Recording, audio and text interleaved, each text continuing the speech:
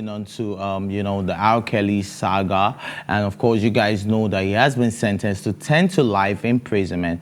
And, a popular blog site caught up with Akon in America. And Akon says R.Kelly needs to reevaluate all of his life choices after being convicted in his federal sex crimes trial.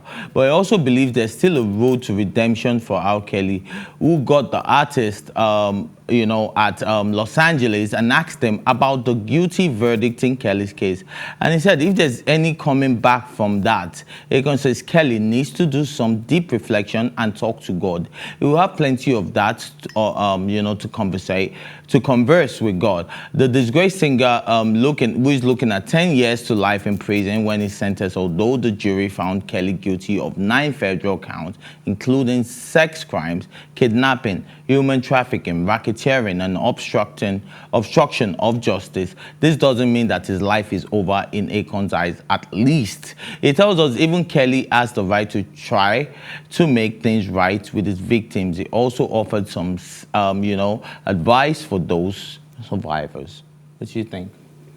First is there any coming back for R.Kelly? There actually is for him if he can admit to be guilty. He didn't admit that he was guilty. They just sentenced him to jail. So what do you think are his options?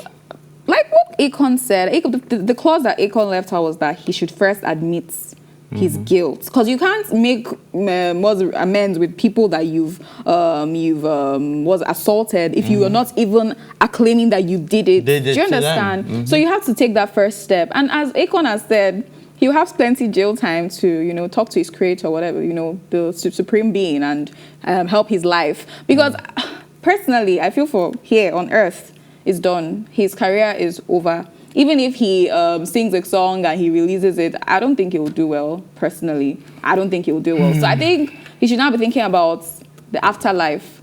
Start praying, start, for me, right, helping himself in jail, doing something. I think it's all over. It's all over for R.Kelly, especially, out of 10 charges, you were found guilty of 9. Which remain again? 1. You don't understand. So you're probably guilty of all of them. I feel so sorry for the man, but at the same time, if you do the crime, then be ready to do the time. And I think that's just a perfect, way to just talk about R. Kelly's case. He's done the crime and the man is paying for his sins. And atonement of sins is always there. God will always be there to forgive you, but in the eyes of the public, first of all, yeah. Please, well, in the eyes of the public, I think that man is done.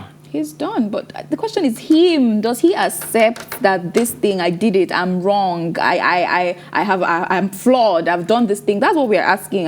Does he want to actually be redeemed? Does he want the redemption? Because if he doesn't want it, then whether he wants it or not, he's still done. But at least the afterlife, do you understand? I feel like he should actually think about it, be introspective, take some time to just think about his life. And be actually remorseful. Properly. Reflect properly. But, thanks to the judicial system of America, who, did a thorough investigation. This man asked for bail like $1 million at one time. Yeah. And at the end of the day, they never gave it to him, because imagine if this guy had been granted bail. He's probably somewhere in the Caribbean right now. Do you understand? Someone will find him and kill him. Yeah, so thank God they kept him in jail. Somebody that his fans were waiting for him outside, even the day he was convicted. More people that hated him compared to people that loved him. Because, do you see the amount of cases he had, Ife? And I feel like those amount of cases, out of even if they said, okay, 9 was not right, at least 2 will be right. Do you understand? Yeah. You can't have that much trail of cases and not even one is correct. Because where there is a lie, there's always a truth in every lie. So I'm sorry for him. There's no smoke without fire. Exactly. Yeah. Exactly. Anyways, let's move on to the next story. And a Nigerian lady who promised never to sleep with any man who is not her husband has shared her story as she finally marries, her husband, being a virgin. The lady, identified as Iechi Ebe on Facebook, narrated how she was turned as she turned down and castigated several men, and same for her as well, because she refused to give her body to them. Yes, I have given it to the only man, she wrote, who has deserved and worked for it. Although very painful, but I'm very fulfilled because it was my sole desire to do this after marriage. She reiterated a case of a prince of Delta State who said it plain to her that he will never get married to her unless he tastes what he is going into.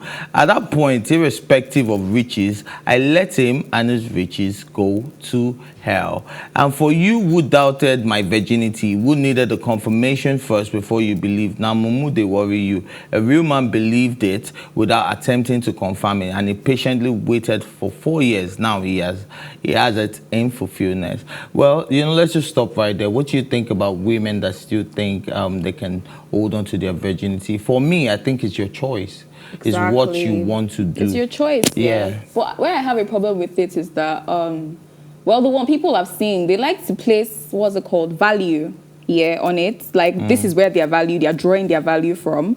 So if this is, maybe if something happens and they lose their virginity, they feel worthless. And I feel that's like a societal, what's it called, societal thing, like a societal way of thinking that should change.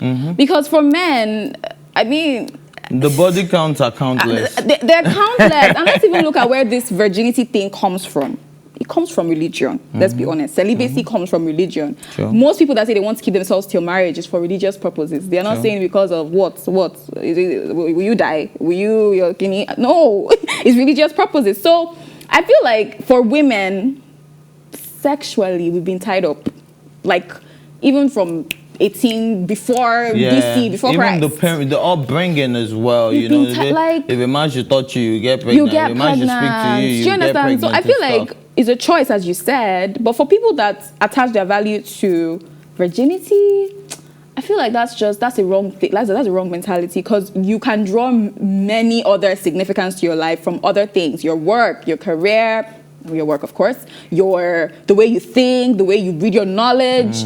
Everything is not based on virginity. I feel like that's just... But big shout out to every man and woman who has decided to make that their own path, and that's how they want to live their life. I am no one to question how you want to get married. But don't draw your value from that. But, well, there's some people that they see it, there's some people who've had a religious upbringing from the start, from the jump, and they just feel like that is the way of life, and they just live and go by it. So big shout out to everyone who wants to do that. It's your choice. And to every other woman, who wants to explore, please, it is your life as well. Do as you please, but, just do the right thing and stay safe. Exactly. Ready for the next story? Ready. All right, so Andre, the husband of popular dancer JANEMENA, has finally broken his silence following claims that Tonto Dikeh's ex-lover, Prince Kpokpogri, had some, obscene tapes about her, and of her doing very nasty things on camera.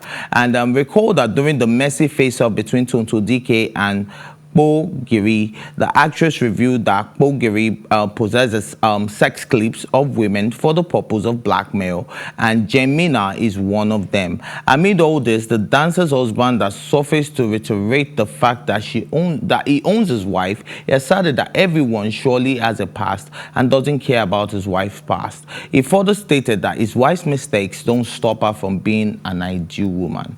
See, this is the type of husband everybody should get married to, somebody that would support you regardless of all the things that they know about you. And I have always admired their relationship together. You want to know why? Because if you look at it, not every man wants to marry a woman that, but it's her job, it's a business. You met her like that. She does promotions for a lot of music, and then while doing that, she dances, erotically and stuff like that. But at the end of the day, this guy got married, and he was even still there, even featuring in some of these videos. So I don't think it's the man you want to come and start talking about his wife's past. Of course, if you think about it, a woman like that will be getting DMs from several men that want it. And sometimes, you know, before and money they necessary, you know, sometimes you just fall for the temptation. So it could have happened. It may not have happened. It's allegedly. But at the end of the day, please, big up yourself, man,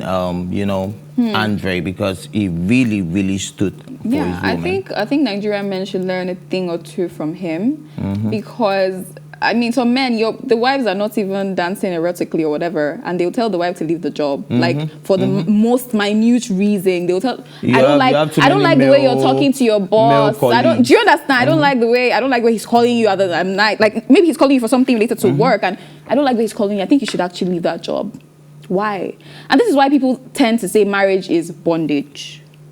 Because but marriage with the right person is friendship. In fact, it's freedom. When you're married to the right person, it's actually freedom, because this person, you're with someone you love every day, and he's allowing you to live your best life. He's allowing you to explore. He's allowing you to do your career. He's not on your neck, holding you down. So like, I feel like marriage is freedom with the right person. Definitely. Freedom to grow, freedom to explore, freedom to And big shout out to Andre, because he just stood up for he's the ideal man. He stood right by that woman. I'm really JANEMENA, man, whatever it is. And what do you think about now, you know, caring about your partner's past? You know, you hear certain things and you're beginning to judge them from their past. What's your take on that?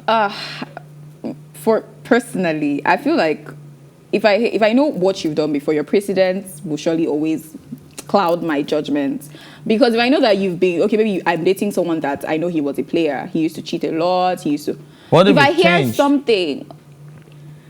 I won't take no. That's the thing, because you have precedents. A loper never changes the sport. Like, I would actually still think about, like, oh, maybe he actually did, maybe he fell, or something, maybe he was falling out of grace or something. Do you understand? I feel that's a very bad way to think, because people actually change, but I mean, I'm human, so I won't totally go with you. You know, I can't remember the story we're talking about. Okay, yeah, it was the Two-Face Idibia and Annie Idibia. And then I remember what Ifeoma was saying, that you know this guy is a well-known womanizer. He has kids with different women and all of that. So if you were getting into that relationship, you should have expected like one girl, one man, one girl thing. You should expect things to happen. But you know, I think it's time for us to change that narrative. You want to know why? Because I've had a very nasty past myself, but right now I'm trying to do right. And because I'm trying to do right, I try to avoid everything that will take me back to my past.